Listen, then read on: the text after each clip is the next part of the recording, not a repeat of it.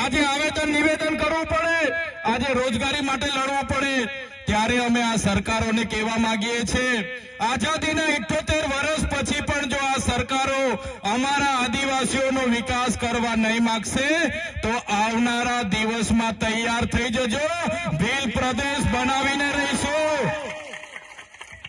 દેશનો 29મો રાજ્ય ભીલ પ્રદેશ બનાવીશું અમે, અને એની રાજધાની આપણે કેવડિયા રાખીશું. કેવડિયા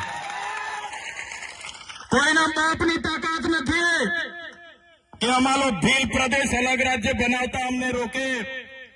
આ વિસ્તારોમાં અમારા આદિવાસીઓને હિન્દુ મુસ્લિમના નામે લડાવવામાં આવે છે. અમારા આદિવાસીઓને પણ હું કહેવા માંગુ છું, મારા વડીલો, મારા યુવાનો, મારી માતા બહેનોને પણ વિનંતી કરું છું કે હવે પછી આપણે ક્યારે હિન્દુ મુસ્લિમની લડાઈમાં પડવાનું નથી, આપણા અધિકારોની લડાઈ માટે હવે બહાર નીકળવાનું છે. સંવિધાને અધિકારો આપ્યા છે, આ સરકારોએ આજ દિન સુધી લાગુ નથી કર્યા, એની લીધે અમારા સમાજની હાલત આ છે. આજે વિકાસની મોટી મોટી વાતો થાય છે, મોટા મોટા બેનરો લગીને બ્રાન્ડિંગ થાય છે, પ્રચાર થાય છે, પ્રસાર કરે છે, અમૃતકાળ, અમૃત મહોત્સવ ચાલે છે. ઊંચી ઊંચી પ્રતિમાઓ બનાવી દેવાથી, ઊંચા ઊંચા બિલ્ડિંગો બનાવી દેવાથી, આ વિસ્તારમાંથી નહેરો લઈ જવાથી, આ વિસ્તારમાં હાઈવે લઈ જવાથી અમારા આદિવાસીઓનો વિકાસ થવાનો નથી. અમારા આદિવાસીઓને સારું શિક્ષણ આપો, અમારા લોકોને સિંચાઈનું પાણી આપો, અમારા લોકોને રોજગાર આપો, તો જ અમારા આદિવાસીઓનો વિકાસ થવાનો છે. સાથીઓ, ક્યાં સુધી આપણે લડીશું અને શા માટે? ક્યાં સુધી આપણે ભીખ માંગીશું? સરકારો આવે છે, એમના બહારના એજન્સીઓ વાળા મળતિયાઓ, એનજીઓ વાળા મળતિયાઓ આપણા આદિવાસીઓના બજેટ પર જીવે છે.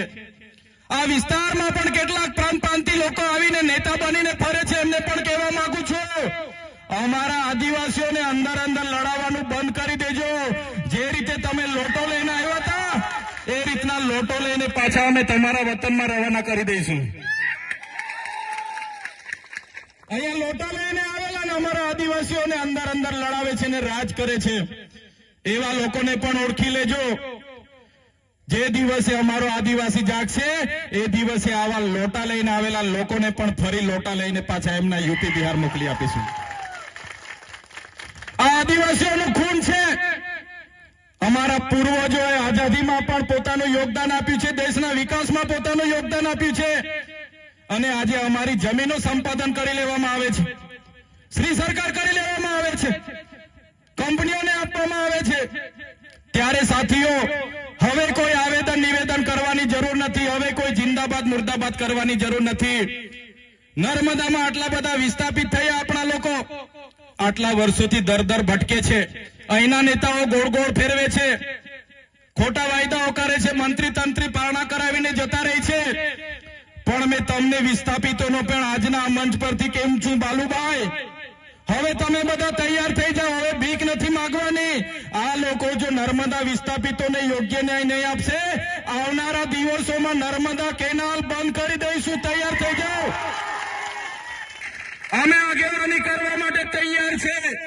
પોલીસ સામે અમે લડવા માટે તૈયાર છે. પોલીસનો પહેલો દંડો, પહેલી ગોળી અમે ખાઈશું. પણ જો આ નર્મદા વિસ્થાપિતોને ન્યાય નહીં આપશે, આવનારા દિવસમાં નર્મદાની કેનાલ બંધ કરવા માટે અમે જવા તૈયાર છે. નર્મદા ડેમ આપણો છે, નર્મદામાં ઉત્પન્ન થતી વીજળી આપણી છે, નર્મદાનું પાણી આપણું છે, અહીંયા આપેલી જમીનો આપણી છે, અહીંયા બનેલી જીઆઈડીસીમાં કોલસો નીકળે આપણો છે, આંબા ડુંગરમાં યુરેનિયમ નીકળે આપણો છે. જ્યારે અમારા આદિવાસી બાળકોના શિક્ષકોની વાત આવે, જ્યારે અમારા રોડની વાત આવે, જ્યારે અમારે પીવાના પાણી માંગવા જવાનું હોય તો ભિખારીની જેમ હવે જવાનું નથી. પણ સાથીઓ, હવે તૈયાર થઈ જાઓ. અમે આગેવાન કરવા તૈયાર છે, બસ તમારો સહકાર જોઈએ છે. આ દેશ આપણો છે, અહીંના મૂળ માલિકો આપણે છે. ત્યારે મારા સાથીઓને વિનંતી કરું છું, મારા વડીલો, યુવાનો, હું તળવી, હું વસાવા, હું ચૌધરી, હું ભીલ, હું ગામિત, હું દામોર, હું બારિયા એમ કરીને અંદર અંદર લડાવવાનું નથી.